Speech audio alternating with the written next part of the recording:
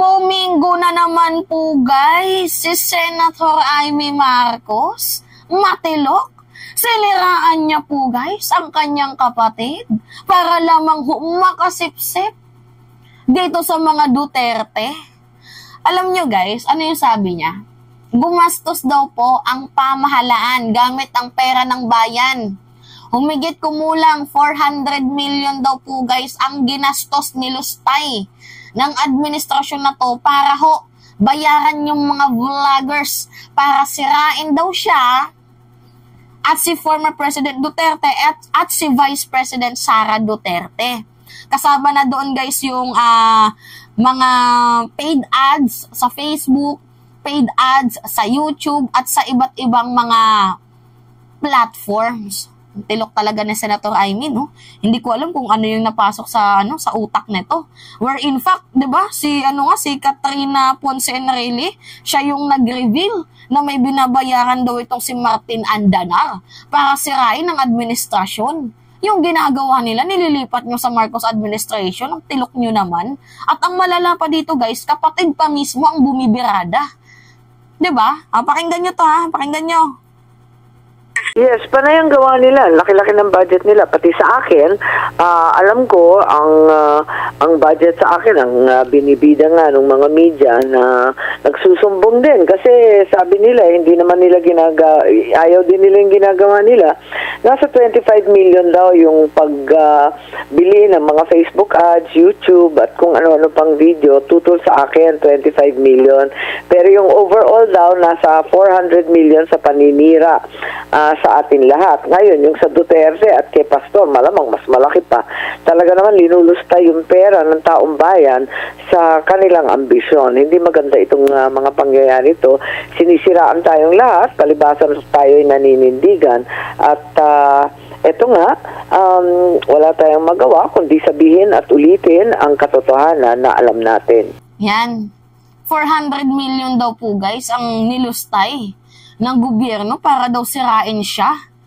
As if naman kasira-sira ka, as if naman worth it kang paglaanan ng oras para sirain ka. Guys, alam nyo ang nila, natatawa ko sa punto na sasabihin nila na binayaran daw yung mga vloggers para sirain daw sila. As if naman worth it para magsayang ng gobyerno ng pera ng ganun kalaki para sa mga vloggers. Where in fact guys, hindi na po kami kailangang bayaran dahil kasira-sira naman po talaga sila. Sila na mismong sumisira sa sarili nila. Nagigets nyo ako guys? Hindi na po worth it para bayaran ng gobyerno ang mga vloggers na mga katulad ko.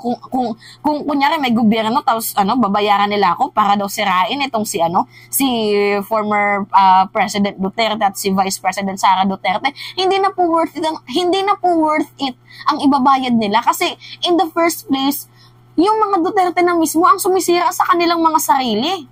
'Di ba? Sila na mismo ang sumisira sa kanilang mga imahe.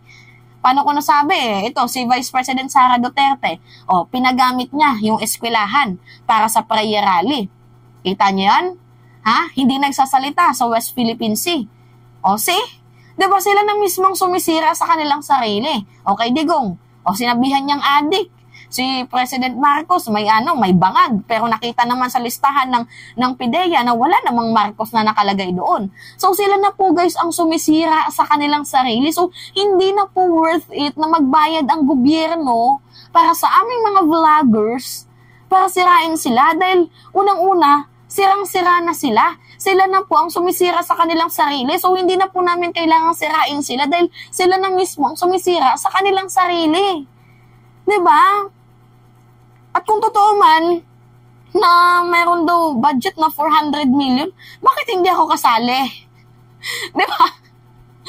Kung binabayaran pala ako kung kasama pala ako sa budget ng 400 million, di sana hindi na ako nagko-content ng napakadami kada araw. 'Di ba? Sana nag-focus na lang ako dito sa aking business or kahit isang beses na lang ako magsalita, yung talagang matinding banat, yung walang halong katotohanan, kung totoo mang binabayaran kami. Kasi guys, may nagko-comment si Mima kasama sa budget ng 400 million. Shoot ang ginemis ka na hindi nga ako makabili ng panibagong damit. Tapos kasama pa sa budget sa ano. Tarantado. Yung totoo dito guys, sila po ang may binabayaran ng Duterte administration. Ito, pakinggan nyo, si Katrina Ponce Enrile. Anak na mismo ito guys, ni Juan Ponce Enrile ang nagsalita. Pakinggan nyo. I just found out also that Martin Andanar is not based here. He is now based in Beijing. He is the one funding all this disinformation, like Maharlika, like SAS, like all these others. They're not doing this out of love of country. They're doing this because they're getting paid. You want to continue to listen to their rants? Go ahead. But I'm just telling you, they're being paid from China. When another country is trying to control even the narrative that is going to be brainwashing everybody here, we are in deep trouble. We are easily fooled. We like to always go with the underdog.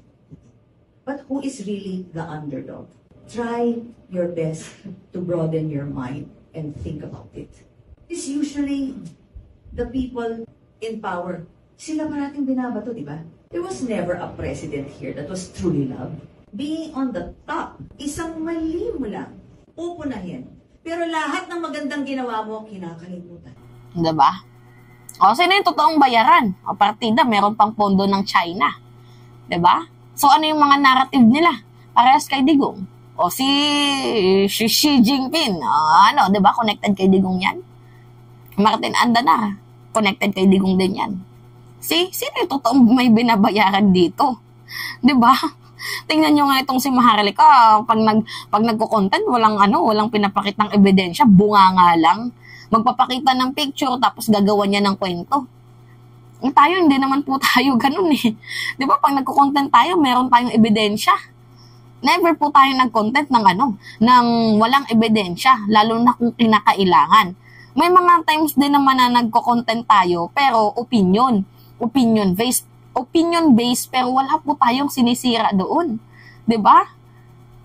Nakakaloka, tapos kami pa yung sasabihan ni Amy Marcos na binabayaran 400 million.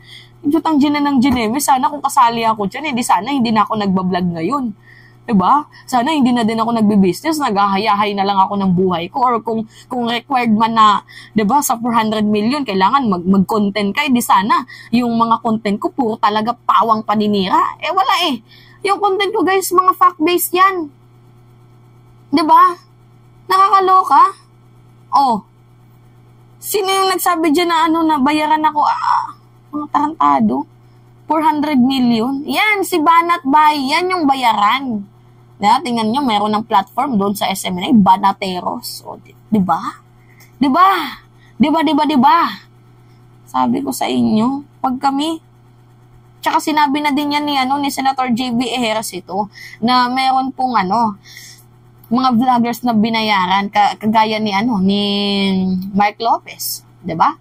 Nung inatake ni Senator JB Ejercito si Mark Lopez, nag-react yung mga kakampi ni Mark Lopez, si Jason Sa, si SAS, di ba? Yan, mga nag-react sila. Kasi nga, natamaan. Kasi sila yung mga bayaran eh. Tarantado, tapos kami pa sasabihin na bayaran, utak talaga ni Amy may ubo. Di ba? Sana naman kahit, di ba, sana naman yung utak mo, tinatabasan mo, hindi lang yung baba, no? May sapak sa pag-iisip.